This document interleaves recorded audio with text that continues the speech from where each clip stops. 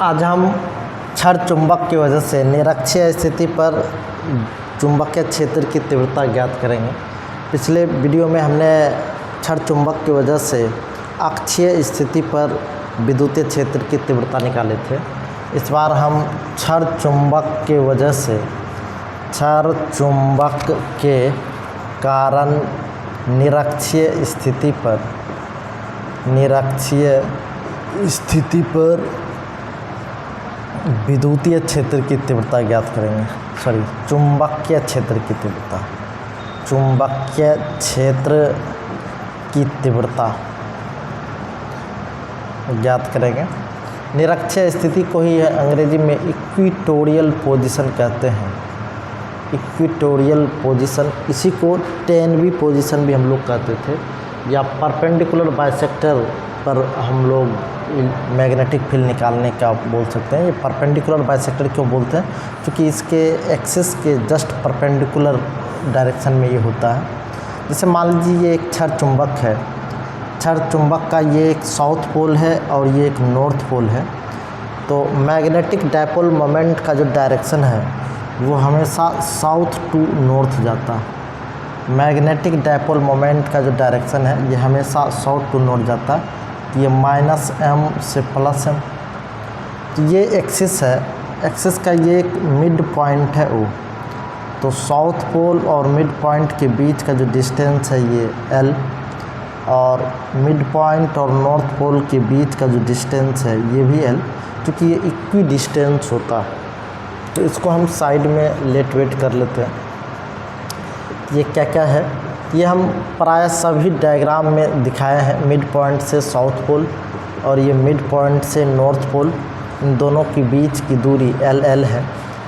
ये इसका एक्सिस है। एक्सिस के डायरेक्शन में अगर कोई पॉइंट होता तो ये एक्सियल पोजीशन होता, लेकिन एक्सिस के परपेंडिकुलर डायरेक्शन में हम निकालेंगे, क्योंकि ये निरक्षीय स्थिति की बात कर रहा है, इक्वेटोरियल पोजीशन की बात कर रहा है। ये एक परपेंडिकुलर लाइन खींचते हैं, इसी परपेंडिकुलर लाइन पर कोई एक पॉइंट रहा होगा और उसी पॉइंट पे हमको क्या निकालना है,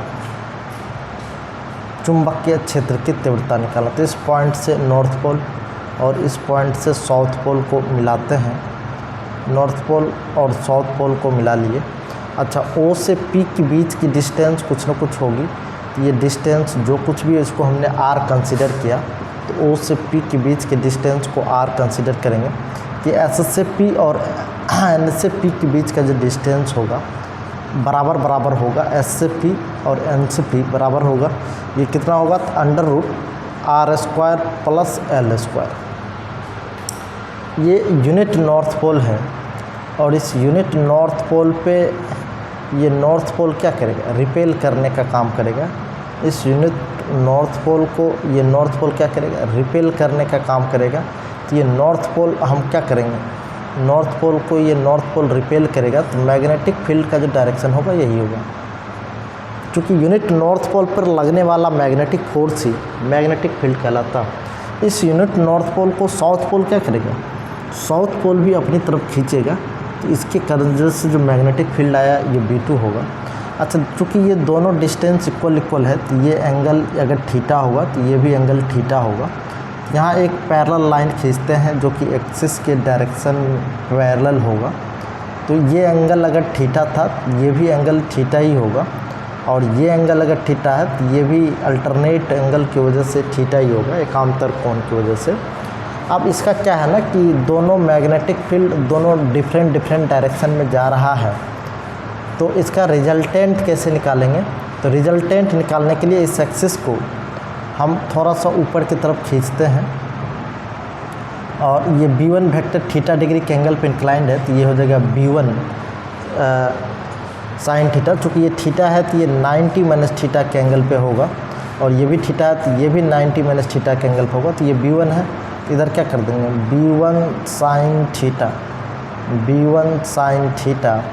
अच्छा, ये B2 है, इसको अगर देखेंगे तो कितना हो जाएगा, B2 sin theta, B2 sin theta. ये B1 वेक्टर है, इसका कंपोनेंट अगर इस डायरेक्शन में निकालें तो क्या होगा, ये B1 cos थीटा। इसका कंपोनेंट अगर इस डायरेक्शन में निकालें तो ये क्या होगा, ये जो हो जाएगा B2, ये B2 है तो इस साइड निकालेंगे तो ये कितना हो जाएगा B2 cos थीटा, ये B1 sin थीटा और ये B1 cos theta. Theta degree के एंगल पर जिधर इंक्लाइंड होता है उधर कंपोनेंट cos थीटा लगता है। ये भी B2 cos थीटा, इधर 90 माइनस थीटा के एंगल पर इंक्लाइन करेगा तो B2 sin थीटा।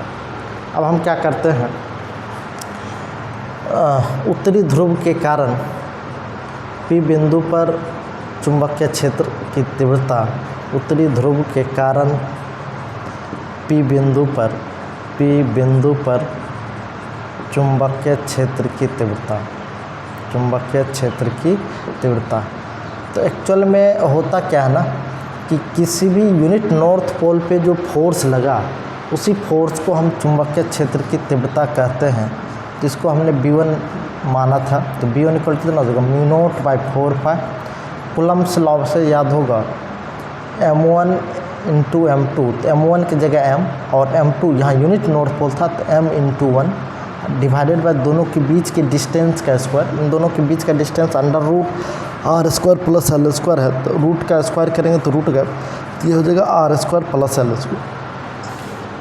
इसको हमने वेक्टर फॉर्म में नहीं लिखा। वेक्टर फॉर्म में नहीं लिखने का कारण क्या है कि वेक्टर फॉर्म में ये काम आएगा नहीं, चूँकि बाद में कंपोनेंट हमने तोड़ा ही है रिजल्टेंट निकालने के लिए। तो दक्षिणी ध्रुव के कारण P बिंदु पर चुंबकीय क्षेत्र की तीव्रता ये क्या B2। हम लोग बोर्ड एग्जाम में ये डॉट नहीं मारेंगे, पूरा शब्द में लिखेंगे दक्षिणी ध्रुव के कारण P बिंदु पर चुंबकीय क्षेत्र की तीव्रता ये कितना, तो μ0/4 M × 1, तो M divided by √r² + l², तो √r² + l², तो रूट गैप हो जाएगा, तो ये हो जाएगा r² + l²। ये हुआ दक्षिणी ध्रुव के कारण चुंबकीय क्षेत्र की तीव्रता। अब चूँकि दोनों अलग अलग डायरेक्शन में था तो दोनों का कंपोनेंट एक्स एक्सिस और वाई एक्सिस में तोड़ना पड़ा। तो हम लिखते हैं एक्स अक्ष में, पहले वाई अक्ष में देख लेते हैं, वाई अक्ष में चुंबकीय क्षेत्र की तीव्रता, वाई अक्ष में चुंबकीय क्षेत्र की तीव्रता, वाई अक्ष में चुंबकीय या परिणामी चुंबकीय क्षेत्र की तीव्रता देख सकते हैं। चुंबकीय क्षेत्र की तीव्रता ये क्या होगा, तो ये BY लिख देते हैं। BY मतलब magnetic field along Y axis. तो देखेंगे B1 की वजह से कंपोनेंट ऊपर की तरफ लग रहा और B2 की वजह से कंपोनेंट नीचे की तरफ लग रहा। तो ऊपर जो लगेगा उसको पॉजिटिव और नीचे जो लगेगा उसको निगेटिव। चूँकि ये पॉजिटिव वाई एक्सिस में B1 वेक्टर की वजह से लगा और B2 वेक्टर की वजह से निगेटिव वाई डायरेक्शन लगा, तो एक के डायरेक्शन को अगर हमने पॉजिटिव माना तो डाउनवर्ड डायरेक्शन को निगेटिव मानना पड़ेगा। चूँकि B1 और B2 दोनों का वैल्यू सेम, आप गौर से देखेंगे जितना वैल्यू B1 का उतने वैल्यू B2 का, तो यहाँ क्या हो जाएगा resultant magnetic field along Y axis 0, यानी वाई अक्ष में चुंबकीय क्षेत्र की तीव्रता 0 हो गया। एक्स अक्ष में चुंबकीय क्षेत्र की तीव्रता देखेंगे, एक्स अक्ष में चुंबकीय क्षेत्र की तीव्रता, चुंबकीय क्षेत्र की तीव्रता, तो वह एक्स अक्ष में चुंबकीय क्षेत्र की तीव्रता ये magnetic field along X axis, तो रूट अंडर, चूँकि इसका भी कंपोनेंट इधर है इसका भी कंपोनेंट इधर है, ये रूट अंडर नहीं, दोनों का कंपोनेंट जुट जाएगा कि B1 cos theta plus B2 cos theta. तो B1 cos theta plus B2 cos theta, तो B1 प्लस B2 का क्या कर देंगे cos थीटा। एक्चुअल में B1 का वैल्यू B2 के वैल्यू के बराबर है, आप यहाँ से भी देख सकते हैं B1 का वैल्यू B2 के वैल्यू के बराबर है, तो इसको 2B1 cos थीटा लिख सकते हैं, 2B1 cos थीटा। तो 2B1 cos थीटा ये magnetic field along X axis है। तो B1 का वैल्यू रखेंगे तो कितना, तो μ0/4 M divided by √r² + l² का स्क्वायर, तो अंडर रूट गैप हो जाएगा, ये r² + l² और ये cos थीटा। इस cos थीटा का वैल्यू रख देंगे, ये magnetic field along X axis आ जाएगा। कोई बोलेगा सर ये magnetic field along Y axis है, ये magnetic field along X axis है, हमको तो रिजल्टेंट मैग्नेटिक फील्ड चाहिए। तो रिजल्टेंट मैग्नेटिक फील्ड क्या होगा, परिणामी चुंबकीय क्षेत्र की अगर हम बात करें, परिणामी चुंबकीय क्षेत्र, तो परिणामी चुंबकीय क्षेत्र ये B होगा और ये B इक्वल टू होगा ये BX का स्क्वायर प्लस BY का स्क्वायर। तो BX कितना हो जाएगा, तो BX का स्क्वायर, तो BX ही छोड़ दे और magnetic field along Y axis 0 हो गया, तो ये सीधा रूट अंडर बी एक्स, मैं कहता हूँ magnetic field along X axis का स्क्वायर, तो ये सीधा B magnetic field along X axis ही रिजल्टेंट मैग्नेटिक फील्ड होगा। तो इसको हम पुनः लिख देंगे 2 into mu note by 4 pi M upon R square plus L square. अच्छा, ये कॉस थीटा का वैल्यू अगर लिखें तो ये कॉस थीटा का वैल्यू हम लिख सकते हैं, तो 2 into mu note by 4 pi M upon R square plus L square. देखेंगे कॉस थीटा, ये ट्रायंगल देखेंगे, कॉस थीटा इक्वल क्या होगा बेस, तो बेस कितना एल, हाइपोटेनस तो under root R square plus L square, under root R square plus L square. तो इन दोनों पे पावर कितना, तो ये म्यू नोट बाई 4 पाई ये 2ml डिवाइडेड बाई इस पे पावर 1 इस पे पावर हाफ, तो पावर कितना हो जाएगा 3/2 1.5 तो 1.5, R square plus L square इस पे पावर 3/2 2ml, तो इसको हम क्या बोलते हैं कैपिटल एम, तो ये mu note by 4 pi mu note by 4 pi M upon देखो आर स्क्वायर पावर 3/2, तो ये सिंस एल स्क्वायर लगभग इक्वल टू हम लोग 0 कर देते थे एल के स्मॉल वैल्यू के लिए, अगर ये एल का वैल्यू स्मॉल नहीं हो तो इतना ही छोड़ देंगे, तो आर स्क्वायर पावर 3/2, तो आर स्क्वायर पावर 3/2 तो ये हो जाएगा आर क्यूब। तो magnetic field along resultant magnetic field कितना होगा, तो B equal to mu note by 4 pi M बटे आर क्यूब। अगर इसको वेक्टर फॉर्म में लिखेंगे तो देखेंगे मैग्नेटिक डायपोल मोमेंट का डायरेक्शन साउथ से नॉर्थ की तरफ है, लेकिन यहाँ रिजल्टेंट मैग्नेटिक फील्ड उसके अपोजिट डायरेक्शन में आया, तो बी वेक्टर इक्वल टू हम लोग लिख सकते हैं minus mu note by 4 pi M vector upon R cube. ये माइनस का साइन केवल ये बताता है ये जो मैग्नेटिक डायपोल मोमेंट है इसका डायरेक्शन साउथ टू नॉर्थ है, और ये जो मैग्नेटिक फील्ड है इसके अपोजिट डायरेक्शन में है। ये माइनस एम वेक्टर बटे आर क्यूब, ये B vector equal to minus mu note by 4 pi M vector बटे आर क्यूब। तो ये था निरक्षीय स्थिति पर चुंबकीय क्षेत्र की तीव्रता। अब हम बात करते हैं इसी क्षण चुंबक के कारण किसी भी स्थिति पर चुंबकीय क्षेत्र का परिमाण कितना होगा।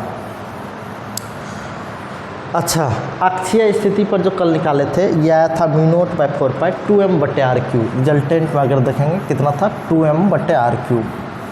तो चलिए आज हम किसी भी बिंदु पर इसी क्षण चुंबक की वजह से चुंबकीय क्षेत्र की तीव्रता देखते हैं। क्षण चुंबक के कारण किसी बिंदु पर किसी स्थिति पर किसी बिंदु पर कर देते हैं, किसी बिंदु पर चुंबकीय क्षेत्र की तीव्रता at any position, magnetic field due to bar magnet at any positions. At any positions क्या होगा, तो कल हम इसके लिए डायग्राम बनाए थे, लेकिन कल हमको इलेक्ट्रिक पोटेंशियल मैग्नेटिक पोटेंशियल निकालना था, लेकिन आज हम मैग्नेटिक फील्ड के लिए फिर से कैलकुलेशन करेंगे। ये साउथ पोल है और ये एक नॉर्थ पोल है, तो इन दोनों को मिलाने वाला जो एक्सिस है इसी को मैग्नेटिक एक्सिस कहते हैं। इसका एक मिड पॉइंट होगा जिस मिड पॉइंट को हम ओ कहते हैं। ये इसका जो मैग्नेटिक डायपोल मोमेंट का डायरेक्शन है ये साउथ टू नॉर्थ, ये एम वेक्टर यही होगा।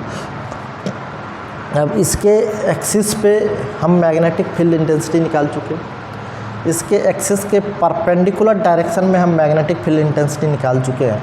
तो किसी भी पॉइंट पे, किसी भी इन जनरल पॉइंट पे अगर मैग्नेटिक फील्ड निकालना हो, जैसे मान लीजिए ये पॉइंट पी है, तो ओरिजिन से इस पॉइंट पी को हम मिलाते हैं और इस पॉइंट पी पे मैग्नेटिक फील्ड कितना होगा। तो ओ से पी को हमने मिलाया, ओ से पी के डिस्टेंस को हमने आर कंसीडर किया।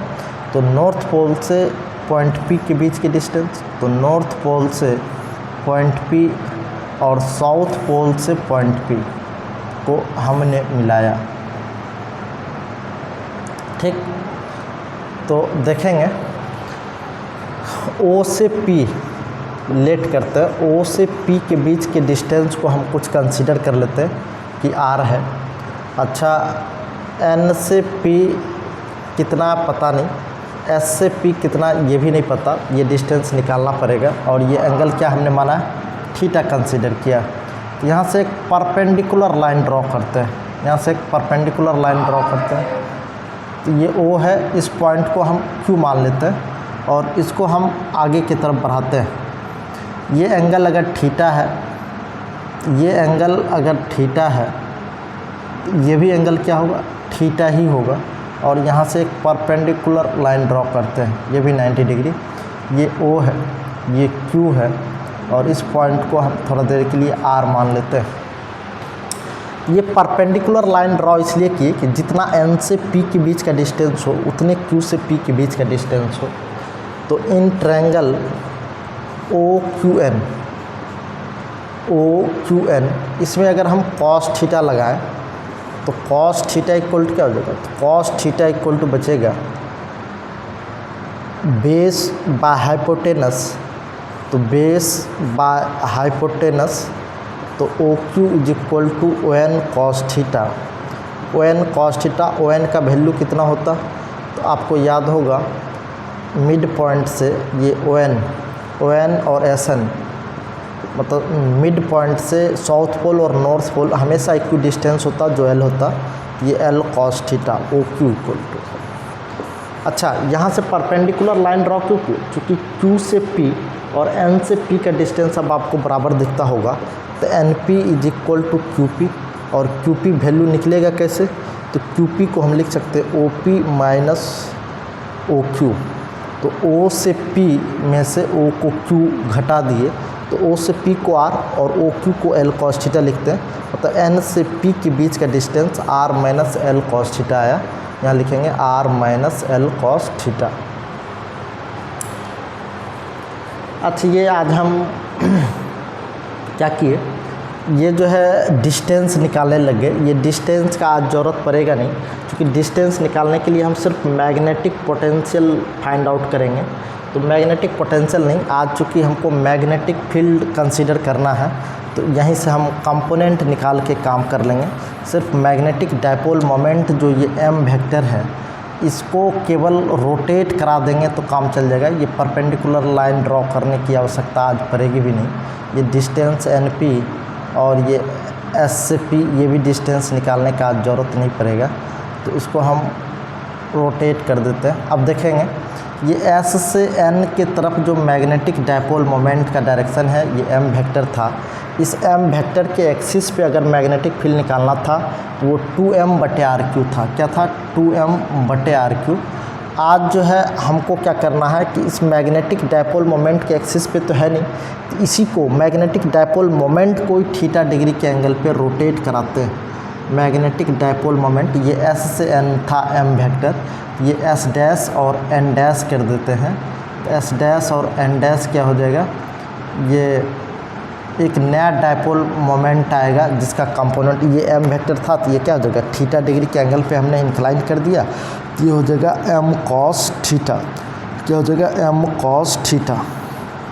अच्छा, उसी तरीके से M वेक्टर को एक बार थीटा डिग्री के एंगल पे इंक्लाइन किए, दूसरी बार जो कंपोनेंट तोड़ेंगे वो 90 माइनस थीटा डिग्री के एंगल पे इंक्लाइन करके तोड़ देते हैं। ये हो जाएगा S डबल डैश और ये N डबल डैश, तो N डबल डैश। तो ये इस बार थीटा नहीं, 90 माइनस थीटा डिग्री के एंगल पे हमने रोटेट कराया है।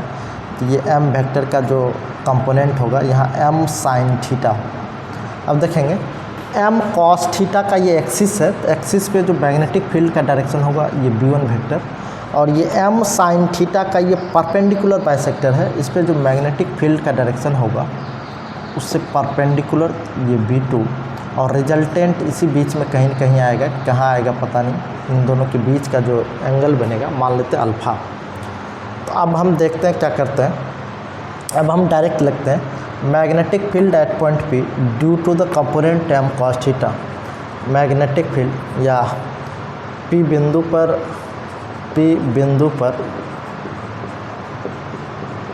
M cos थीटा के कारण चुंबकीय क्षेत्र की तीव्रता,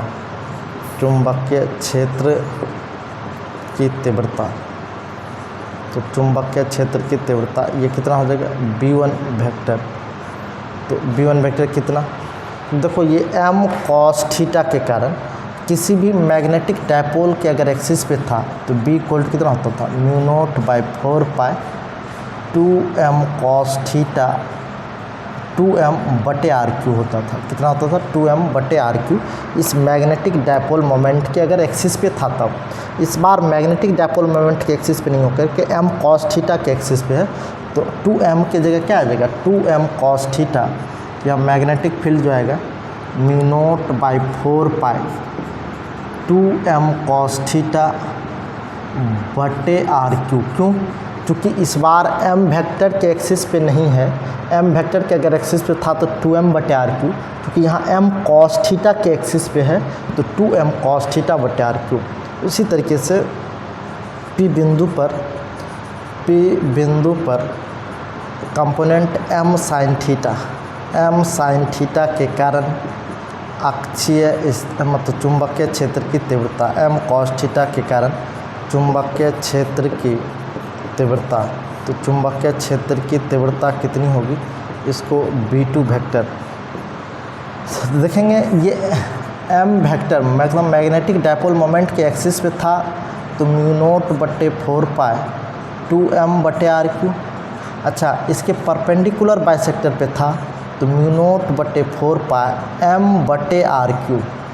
तो इसको B1 मानते थे और इसको B2 करते थे। इस बार क्या था कि m cos थीटा के एक्सिस पे था तो 2m के जगह 2m cos थीटा बटे आर क्यू।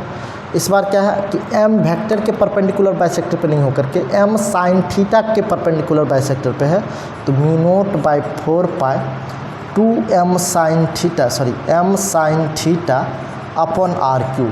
क्योंकि ये डायपोल मोमेंट के परपेंडिकुलर बाइसेक्टर पे था तो m बटे आर क्यू। यहाँ डायपोल मोमेंट नहीं, m sin थीटा के परपेंडिकुलर बाइसेक्टर पे है तो m sin थीटा के डायरेक्शन से अपोजिट डायरेक्शन मैग्नेटिक फील्ड जाएगा तो mu not by 4 pi m sin theta बटे आर क्यू। अब रिजल्टेंट मैग्नेटिक फील्ड अगर देखें तो परिणामी चुंबकीय क्षेत्र तो परिणामी चुंबकीय क्षेत्र की अगर हम बात करेंगे तो ये B होगा और B equal to root under B1 का स्क्वायर प्लस B2 का स्क्वायर। तो B1 का स्क्वायर प्लस B2 का स्क्वायर, ये B1 कितना, तो B1 जो है ये mu naught upon 4 pi 2m cos theta बटे आर क्यू इसका स्क्वायर प्लस म्यू नॉट बटे 4 पाई ये m sin थीटा बटे आर क्यू का स्क्वायर। तो ये रूट अंडर B1 का स्क्वायर प्लस B2 का स्क्वायर, ये B1 है और ये B2। तो रूट के अंडर जो कॉमन है स्क्वायर सहित कॉमन आ जाएगा तो रूट के बाहर किया जा सकता है, मतलब जो कॉमन है स्क्वायर सहित कॉमन करेंगे तो रूट के बाहर तो म्यू नॉट बटे 4 पाई m बटे आर क्यू ये अंडर रूट। तो क्या लीजिएगा 2 cos थीटा का स्क्वायर प्लस साइन थीटा का स्क्वायर, इस तरीके से करेंगे तो म्यू नॉट बटे 4 पाई m बटे आर क्यू ये क्या बचेगा 4 cos square theta plus sine square theta. तो sine square theta plus cos square theta क्या हो जाएगा 1, sine square theta plus cos square theta क्या हो जाएगा तो 1। तो B इक्वल टू बचेगा mu naught upon 4 pi m बटे आर क्यू ये under root sine square theta plus cos square theta plus 3 cos square theta. देखो sine square theta plus cos square theta क्या हो जाएगा 1, तो mu not by 4 pi m upon R Q under root 1 plus 3 cos square theta 1 plus 3 cos square theta ये क्या हो जाएगा magnetic field हो जाएगा। अब हम फॉर डायरेक्शन इस मैग्नेटिक फील्ड का जो वैल्यू आया B1 और B2 के बीच में आया तो कितने बीच में आएगा, 45 डिग्री के एंगल पाएगा, 40 डिग्री के एंगल पाएगा। रिजल्टेंट मैग्नेटिक फील्ड का डायरेक्शन क्या होगा, तो फॉर डायरेक्शन की अगर हम बात करें किसका डायरेक्शन, तो रिजल्टेंट मैग्नेटिक फील्ड के डायरेक्शन की बात करें तो यहाँ tan अल्फ़ा लगाते हैं तो tan अल्फ़ा इक्वल हो जाएगा परपेंडिकुलर, तो B2 वेक्टर को हम यहाँ शिफ्ट कर सकते हैं तो परपेंडिकुलर बाय बेस यानी B2 बाय B1। तो B2 का जो वैल्यू है mu not by 4 pi m sin theta upon R Q और divided by mu not by 4 pi 2m cos theta बटे आर क्यू। तो mu not by 4 plus mu not by 4 पर cancel, m से m cancel, R Q से R Q cancel. तो tan alpha is equal to sine theta upon 2 cos theta. तो sine theta बटे cos theta तो ten theta, तो tan alpha equal to 1/2 tan theta. यहाँ से alpha अगर निकालना हो तो alpha equal to tan inverse 1/2 tan inverse 1/2 tan theta. ये अल्फ़ा जो है कितने डिग्री के एंगल पे रिजल्टेंट मैग्नेटिक फील्ड इंक्लाइंड किया वो हम निकाल लिए। थोड़ा सा एक बार फिर से इसको पुनः रिपीट कर दें। एम वेक्टर के अगर एक्सिस पे होता तो 2m/r3, चूँकि एम वेक्टर के एक्सिस पे है नहीं, तो m cos थीटा के एक्सिस पे था तो 2m cos थीटा/r3 किया।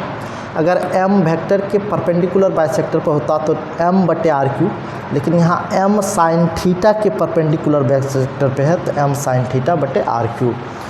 तो बाद में दोनों का रिजल्टेंट निकालने के लिए रूट अंडर परपेंडिकुलर का स्क्वायर प्लस बेस का स्क्वायर b1 का स्क्वायर प्लस b2 का स्क्वायर किया। तो ये मैं रिजल्टेंट मैग्नेटिक फील्ड सॉल्व करके आया μ0/4πm/r3 √1 + 3 cos² थीटा। अगर इसको हम एक्सिस पे ले जाना चाहें तो देखो ये जो थीटा है इस थीटा को जीरो कर दो। इस थीटा को जैसे जीरो करेंगे तो पुनः ये एक्सिस पे आ जाएगा। यहाँ cos 0 रखेंगे तो cos 0 का वैल्यू 1, तो इसको थीटा को जीरो करेंगे तो ये एक्सियल पोजीशन पे आ जाएगा। इसी थीटा को 90 कर देंगे तो ये इक्वेटोरियल पोजीशन पे आ जाएगा। तो यहाँ थीटा का वैल्यू 90 डिग्री कर देंगे तो ये इक्वेटोरियल पोजीशन यानी निरक्षीय स्थिति पे आ जाएगा। कई बार क्या कहेगा कि किसी भी बिंदु पर चुंबकीय क्षेत्र की तीव्रता निकालो, अब बाद में इसी फार्मूले से अक्षीय स्थिति पर निकालो। तो अक्षीय स्थिति में निकाला क्या थीटा 0 कर देंगे, निरक्षीय स्थिति में निकाला दे देगा तो यहीं थीटा का वैल्यू क्या कर देंगे 90 डिग्री कर देंगे। तो थीटा का वैल्यू जैसे ही 90 होगा तो निरक्षीय स्थिति पर आ जाएगा। तो चलिए आज भर हम इतना ही छोड़ते हैं। डायपोल की वजह से जो मैग्नेटिक फील्ड निकालना था वो हम बता दिए। अगले क्लास में हम मैग्नेटिक फील्ड लाइंस या magnetic lines of force and its properties का चर्चा करेंगे और उसके बाद हम पुनः earth as a magnetic field बात करेंगे।